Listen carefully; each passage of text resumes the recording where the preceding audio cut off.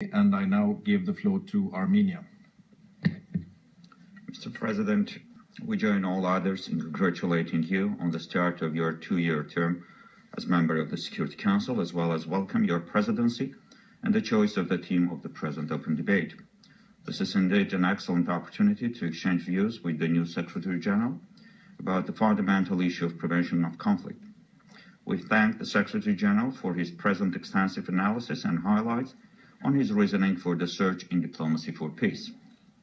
The subject matter is particularly pertinent in our present times of profound challenges to peace and security at a global level. First, as a consistent supporter and promoter of the concept of practice of prevention, Armenia particularly welcomes the focus and emphasis of the early action to prevent conflicts. We must admit, however, that the subject matter remains a persistent challenge as the operational activities of the United Nations and its relevant bodies more often concern the situation of addressing conflicts in their active phase, while a collective preventive action has not often been a success story.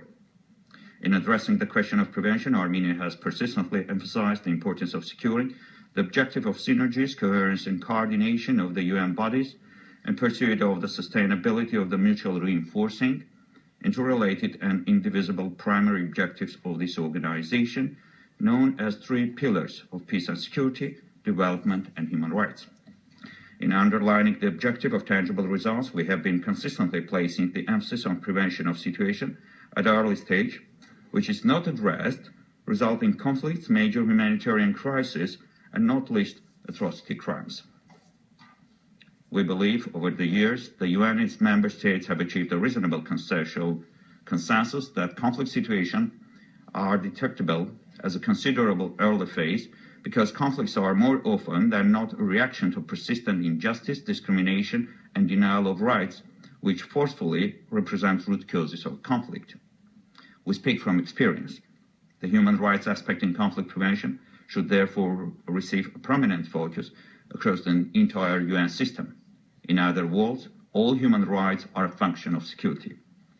Second, the regional context of conflict prevention requires broad recognition and support.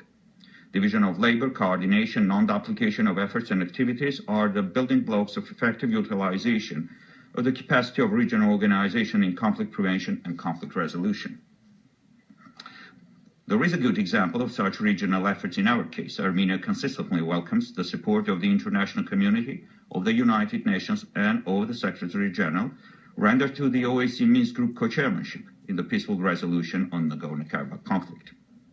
Concerning the latter, Armenia once again draws the attention of the international community to the persistent obstruction by Azerbaijan to achieve tangible progress for the peaceful settlement of Nagorno-Karabakh conflict within the internationally agreed format. Most recently, on 29 December last year, Azerbaijan carried out a diversion and incursion attempt on the state border with Armenia, which resulted in human losses. This heinous act took place only months after the large-scale aggression of Azerbaijan against Nagorno-Karabakh in the beginning of April 2016. With such acts, Azerbaijan continues to inflict considerable damage to the peace process. Furthermore, the habitual glorification of atrocities, beheadings, and mutilations committed by the armed forces of Azerbaijan, as witnessed most recently during the April aggression, represent a dire demonstration on incapacity of the authorities of Azerbaijan to adhere to basic norms of civilized world. The perpetrators of heinous crimes should be brought to justice. The responsibility and belligerence of the authorities of Azerbaijan should receive forceful condemnation by the international community.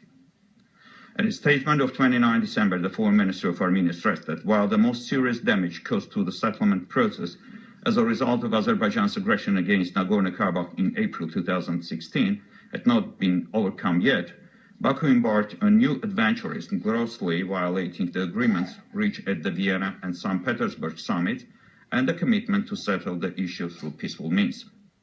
Azerbaijan acts a blatant defiance of the latest statement of the Minister of Foreign Affairs of the OAC Minsk Group co-chairs countries made in Hamburg on 8 December 2016, in which they strongly urged to strict adherence to the 1994-1995 ceasefire agreements.